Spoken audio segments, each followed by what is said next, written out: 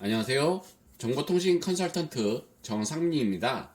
여러분과 함께 정보통신 지식 공유하며 저는 행복하고 여러분은 유익한 시간 가지시면 좋겠습니다. 이번 시간에는 전광방송 설비의 구성 중에 입력 부분 카세트 데크에 대해 알아볼 텐데요. 카세트 데크는 예전에 많이 쓰이던 방식입니다. 카세트 테이프 유래로서 필립스에서 규격을 만든 소형 자기 테이프 저장 매체로 산화철이나 이산화크로뮴, 자철광 같은 자석 물질을 도포한 폴리에스테르 재질의 긴 테이프의 녹음기에서 자석 물질을 자화시켜 음원을 비롯한 각종 데이터를 저장합니다. 대부분은 아날로그 신호를 기록하지만 디지털 데이터를 기록하는 카세트 테이프도 있습니다. 아날로그 음성 매체 중 LP의 다음 세대로 분류됩니다. 원래 1960년대에 수많은 가전업체들이 다양한 카세트 테이프 규격을 내놨습니다. 필립스가 내놓은 카세트 테이프 규격은 당시 수많은 카세트 테이프 규격들 중 하나였으며 컴팩트 카세트라는 이름이었습니다. 그러나 1960년대 카세트 테이프 규격 경쟁을 거치면서 필립스의 컴팩트 카세트 규격이 사실상 표준이 되면서 현대에는 필립스의 규격을 그냥 카세트 테이프라 부르고 있습니다. 이어서 카세트 테이프 장점에 대해 알아볼 텐데요. 부피가 작고 견고하며 기록 매체인 자기 테이프가 튼튼한 플라스틱 카세트 안에 들어있으며 그 카세트를 보호하는 플라스틱 케이스가 또 있습니다. 때문에 바지 주머니 안에 넣고 돌아다녀도 파손되지 않을 정도입니다. 이만큼 견고한 음원 저장 매체는 드뭅니다. 한 번에 기록할 수 있는 정보량이 많습니다. 제작 단가가 싸고요. 변조가 어렵습니다. 따라서 2024년 기준으로도 민형사 소송과 관련된 녹음에서 카세트 테이프가 아직도 위력을 발휘하고 있고 증거 능력도 카세트 테이프의 경우가 훨씬 강력하게 인정됩니다. 음원 제작이 쉽습니다. 녹음 기능이 있는 카세트 레코더에 넣고 녹음 버튼을 누르기만 하면 됩니다. 이 정도로 녹음이 쉬운 녹음 수단은 수십 년 후에 등장한 스마트폰 정도입니다. 사용법이 직관적이고 간단합니다. 아날로그 매체 중 녹음 재생이 가장 간편한 것이 카세트 테이프였습니다. 손상된 부분의 물리적 수리가 가능합니다. 재생 중 진동과 충격에 강하며 이는 카 오디오로 오랜 기간 쓰인 이유이기도 합니다. 재생 중 진동을 주면 튀어버리는 LP, CD와 달리 아무리 흔들어도 잘 나옵니다. 다만 재생 중 그렇다는 것이지 테이프 자체는 충격에 그리 강한 물건은 아니었습니다. 긁혀서 음질이 손상될 염려는 없었지만 밟거나 깔고 앉으면 내부 부품이 잘 부러집니다. 하나 그런 경우에도 다른 카세트 테이프 케이스로 테이프만 옮겨놓으면 됩니다. 카세트 테이프 단점으로서 원하는 정보를 찾기 어렵습니다. 기존에 있던 LP에 비해 음질이 떨어집니다. 다만 이후 크롬 메탈 재질의 고급형 테이프가 나오면서 음질 자체는 CD에 준하는 수준으로 내는 것에 가능해졌습니다. 물론 가격이 더 비싸며 아래에 언급하겠지만 호환성 문제가 있었습니다. 나중에 나온 크롬 메탈 테이프의 하이어 호환성이 떨어집니다. 일반 카세트 플레이어는 사용하기 힘들며 호환이 가능한 고급형 플레이어도 따로 스위치로 눌러서 선택해줘야 하기도 합니다. 다만 녹음 방지 탭 부분이 형상이 달라서 자동 인식은 가능했습니다. 또한 그래도 일반 카세트 플레이어로 녹음하기 아주 안 나오는 것은 아니었고 녹음도 상위 데크에서 지운 후 하위 데크에서 사용하면 됩니다.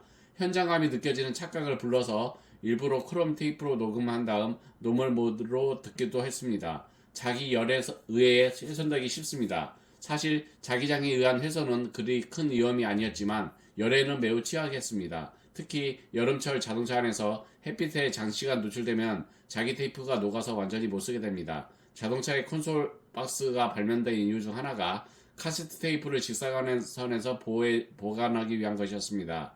특성상 재생을 반복하면 테이프의 길이가 조금씩 늘어나 음질이 서서히 떨어집니다. 이는 카세트의 구조로 인해 어쩔 수 없는 일입니다. 음질을 유지하기 위해 테이프가 헤드를 통과하는 속도를 일정하게 해야 하는데 테이프를 원형으로 감는 구조상 플레이 시작 부분과 끝 부분의 둘레가 다를 수밖에 없고 당연 헤드를 통과하는 선 속도를 일정하기 위해서는 테이프 시작 부분과 끝 부분에서의 릴을 감는 회전수는 달라질 수밖에 없습니다.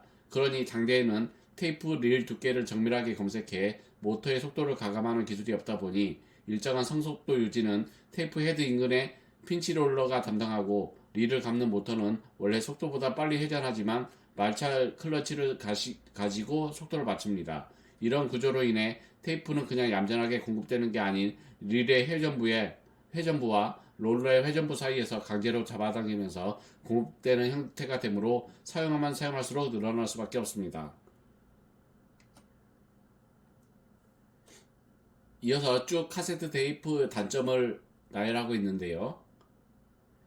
정확히는 당대 경쟁자인 LP, CD, DA, MD에 대한 단점이 되겠습니다.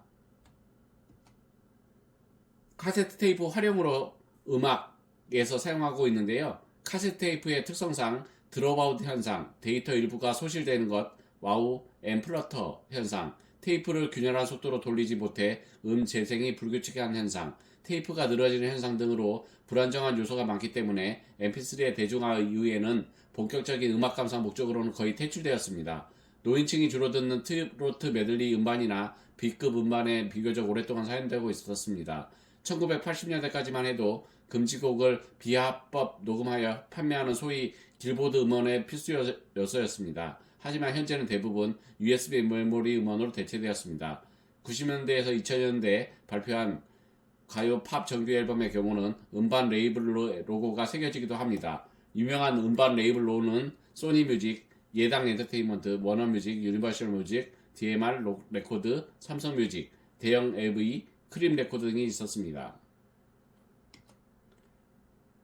카세트 테이프 활용으로 취재로서도 아주 요긴하게 쓰이고 있는데요. 1990년대 중반까지는 라디오 방송용 취재 녹음 매체로 쓰였습니다.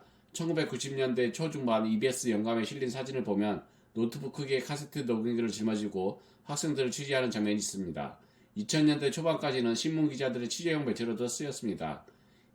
2000년 초반에 뉴스 동영상을 보면 정치인이나 재벌 총수가 검찰 조사를 마치고 검찰청 정문에서 바로 나올 때 기자들이 휴대용 카세트 녹음기를 들이대는 장면이 나옵니다.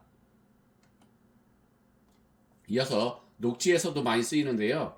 문서의 가장 위쪽 사진 중 마이크로 카세트와 미니 카세트가 여기에 주로 쓰였습니다. 바텔, 90년대 유명 유선전화기 브랜드 전화기 등의 자동응답기에 쓰이다가 크기가 작고 내구성이 뛰어난다는 이점을 살려 전사용 녹음자료로 쓰이거나 녹취용 매체로 고용량 플래시 메모리가 대중화되기 전까지 자주 쓰였습니다.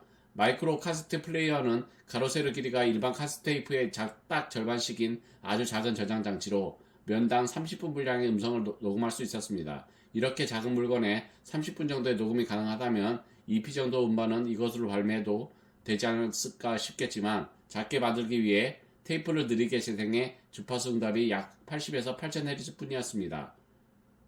비교적 음질이 중요하지 않은 음성 및 통화 녹음용으로만 사용되었습니다. 8, 90년대 가정에 있던 집전화기의 자동응답기 멘트 녹음용으로 사용되던 것도 주로 마이크로 카세트였습니다. 보통 뒷판에 있는 케이스를 열어보면 마이크로 카세트가 나왔습니다. 이번 시간에는 카세트 테이프에 대해 알아봤는데요. 여러분께 도움이 되었으면 좋겠습니다. 이번 시간 발췌한 자료는 나무위키를 참조하였습니다. 나무위키 관계자분께 감사 인사드립니다. 감사합니다. 즐거운 주말 보내세요.